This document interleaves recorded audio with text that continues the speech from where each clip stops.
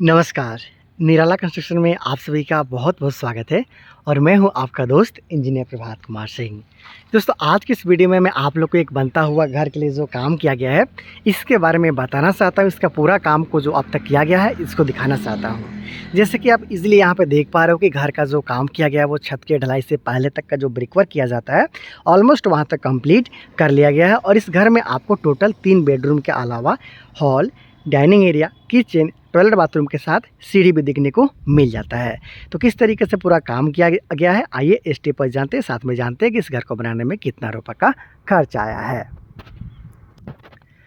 दोस्तों, बात है कंस्ट्रक्शन कॉस्ट का, इसलिए इस घर में जो भी कॉलम का इस्तेमाल किया गया है उसका साइज़ क्या है इसके बारे में भी आप लोग के लिए जानना बहुत ज़रूरी हो जाता है। क्योंकि आप घर के कॉलम का साइज़ छोटा रखते हो आपका खर्चा कम आता है, कॉलम का साइज़ ज़्यादा बड़ा रखते हो खर्चा उसमें बढ़ते चला जाता है। तो यहाँ पे जो कॉलम का निर्माण किया गया है, अगर इसके साइज़ के बारे में जान ले तो इसे 10 इंची बाई 12 इंची का साइज़ में बनाया जा रहा है। जी दोस्तों, ये जो कॉलम बनाया जा रहा है इसके साथ इजीली इस घर को 2 से 3 तला तक ले जाया जा सकता है। क्योंकि 12 इंची बाई 10 इंची का कॉलम है, उसमें 4 सरिया का इस्तेमाल किया जा रहा है 16 mm का। मेन बार को मैं देख सकते हो 2 उधर, उसके साथ साथ 2 इधर। इसके साथ साथ यहाँ पे जो आप देख पा रहे हो जो मिड में सरिया लगाया गया है सपोर्टिंग बार के रूप में, यहाँ पे 12 mm का सरिया का इस्तेमाल किया जा रहा है। तो 4 सरिया 16 mm और 2 सरिया 12 mm के साथ में यहाँ पर काम किया जा रहा है। 8 mm का रिंग के साथ में यहाँ पे इस घर के लिए जो भी कॉलम है उसका निर्माण किया जा रहा है। चाहे आप इस कॉलम का बात कर लिया जाए या फिर आप सामने की तरफ देख सकते हो या फिर साइड की तरफ, जो भी कॉलम का निर्माण किया गया है इसी साइज़ के साथ में यहाँ पे रखा गया है। टोटल नंबर ऑफ कॉलम की बात कर ली जाए तो लगभग 14 कॉलम के साथ में इस घर को बनाया जा रहा है और 14 कॉलम का जो साइज़ है वो सेम यहाँ पे रखा गया है। दोस्तों, चलेंगे अंदर, देखेंगे किस तरीके से निर्माण किया जा रहा है और कितना रुपये तक का खर्चा अब तक आ चुका है। लेकिन उसके साथ साथ इस घर का जो फर्श का हाइट है इसके बारे में भी जानना बहुत ज़रूरी है। तो यहाँ पे आप देख सकते हो कि जो ग्राउंड का लेवल है वहाँ से लगभग 3.5 फीट के आसपास तक का साइज़ में ऊंचाई में यहाँ पे घर का फर्श का लेवल को है वो रखा गया। आसानी के साथ आप यहाँ पे देख पा रहे हो 3.5 फीट का हाइट है, इसलिए यहाँ पे आप देखिएगा 3 फीट से हाइट ज़्यादा होता है तो फिर आपको डबल बीम प्रोवाइड करना होता है या फिर DPC और बीम के साथ आपको काम करना होता है। तो यहाँ पर देख सकते हो ग्राउंड के लेवल पे यहाँ पे देखिए 10 इंची बाय 10 इंची का बीम का जो काम है वो किया गया है। ये आप देख पा रहे हो, ये ग्राउंड बीम है, ये देखिए इस तरह का, जिसमें 4 सरिया का इस्तेमाल किया गया है 12 mm का।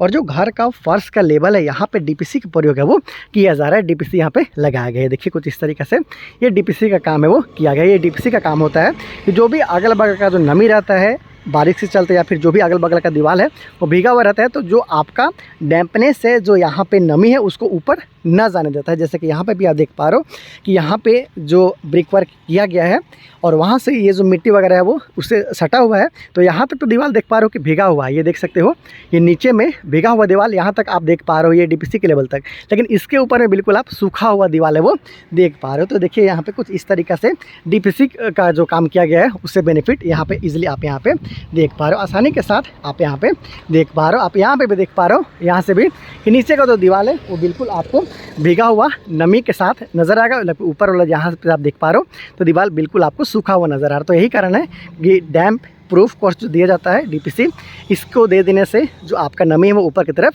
नहीं चढ़ता है। अगर नमी हमेशा बरकरार रहेगा दीवार में तो आपका बहुत जल्दी जो प्लास्टर वगैरह होता है वो झड़ने लगता है।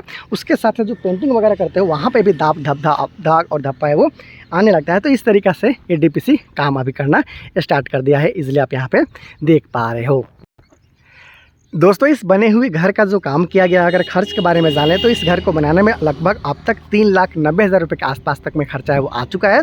याद रहे जो इस घर का काम किया गया है छत के ढलाई से पहले तक का ही काम किया गया है। आसानी के साथ आप देख पा रहे हो वहाँ तक ब्रिक वर्क का काम है वो किया गया है। इसके साथ साथ कॉलम से लेकर बीम के जो काम किया गया उसके बारे में बताया। साइज़ जान लेते हैं तो इस घर को लगभग 30 फीट बाई 35 फीट मतलब 1050 स्क्वायर फीट में बनाया जा रहा है। दोस्तों, खर्च तो हम लोगों ने जान लिया, लेकिन ये भी जानना बहुत ज़रूरी है कि अंदर में किस तरीके से काम किया गया है। तो देख सकते हो छत के ढलाई से पहले तक का ब्रिक वर्क कंप्लीट कर लिया गया उधर का।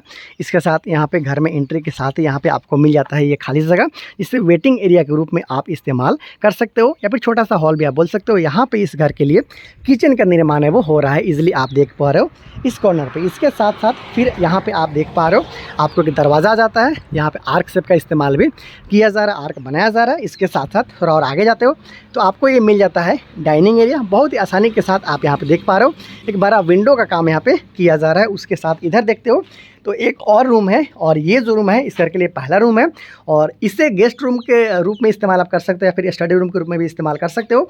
और इस रूम के अंदर में देख पा रहे हो आप कि अटैच्ड टॉयलेट बाथ बनाया जा रहा है दोस्तों। इस कॉर्नर पे अटैच्ड टॉयलेट बाथ इस रूम के अंदर में ही बनाया जा रहा है। तो घुसने के साथ ही ये रूम है, इसलिए गेस्ट रूम के रूप में आप इसे इस्तेमाल कर सकते हो। हालांकि अपना अपना जो यूज़ करने का जो आपका तरीका है उसके अनुसार आप इसे यूज़ कर सकते हो। इसे मास्टर बेडरूम भी आप बना सकते हो, क्योंकि रूम के अंदर में यहाँ पे अटैच्ड टॉयलेट बाथ बनाया गया है। तो रूम के अंदर में ये आप देख पा रहे हो कि ये अटैच्ड टॉयलेट बाथ है। यहाँ पे इस घर के लिए हॉल के साथ डाइनिंग एरिया इधर आपको मिल जाता है इस घर के लिए पहला रूम, उधर मिल जाता है इस घर के लिए दूसरा रूम। उसके साथ साथ यहाँ पे अगर आप देखते हो तो इस घर के लिए सीढ़ी का निर्माण है वो किया जा रहा है।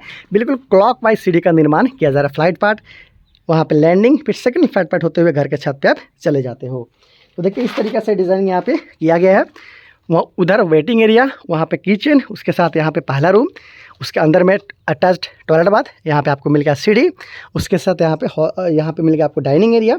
इसके साथ इधर भी आपको एक रूम देखने को मिल जाता है। देखिए एक रूम आपको इधर देखने को मिलता है, उसके साथ साथ दूसरा रूम आपको इधर देखने को मिल जाता है। देखिए ये डबल विंडो वाला ये रूम है, जो कि इस घर के लिए तीसरा रूम है। यहाँ पर आपको इस घर के लिए ये जो आप देख पा रहे हो ये कॉमन टॉयलेट और बाथरूम यहाँ पे बनाया जा रहा है दोनों रूम के बीच में। तो इस तरीके से यहाँ पे काम को किया जा रहा है। इसमें 3 बेडरूम के अलावा hall, dining area, kitchen, toilet, bathroom के साथ सीढ़ी वाला ये बनता हुआ घर है। इस घर का अगर अंदर के दीवार का बात कर ली जाए तो सिर्फ 5 इंची के साथ ही रखा गया है, जिससे पार्टीशन वाला बोला जाता है। आसानी के साथ आप यहाँ पे देख पा रहे हो बाहरी दीवार है वो सारा 10 इंची के साथ रखा गया है। घर का फर्श वगैरह बनाने का काम पूरा अभी बाकी है। बहुत ही आसानी के साथ आप यहाँ पे देख पा रहे हो, इधर भी आप देख पा रहे हो घर का फर्श वगैरह बनाने का काम पूरा अभी बाकी है। जैसे काम कंप्लीट होगा फिर मैं आने वाले दिन में आप लोग को अपडेट दूंगा। हालांकि इस घर का पहले भी मैंने आप लोग को वीडियो बनाया हुआ था, दिखाया हुआ था कि इस घर को किस तरीके से बनाया जा रहा था और प्लिंथ लेवल तक का काम करवाने में कितना का खर्चा आता है उसके बारे में मैंने आप लोग को पहले बताया हुआ है।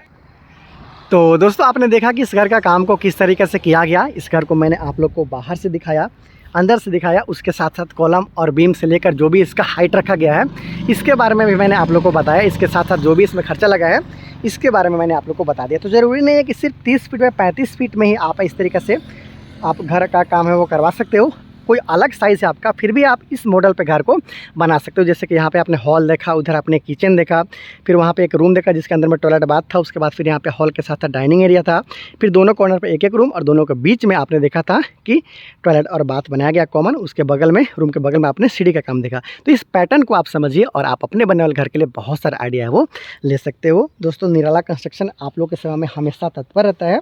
लगभग 3000 से ज़्यादा वीडियो अब तक मैं पब्लिश कर चुका हूँ आप लोग के लिए, ताकि किसी भी साइज़ का आपको जब घर का काम करवाना हो, किसी भी तरह का काम करवाना हो तो आप मेरे चैनल पे जाते हो, प्लेलिस्ट में जाते हो तो आपको वीडियो मिल जाएगा। उसको देखते हुए आप अपने बनने वाले घर के लिए बहुत सारा आइडिया वो ले सकते हो। तो बहुत जल्दी मिलते हैं अगले वीडियो में, तब तक लिए इंजीनियर प्रभात और पूरी निराला कंस्ट्रक्शन टीम को दीजिए इजाज़त। नमस्कार।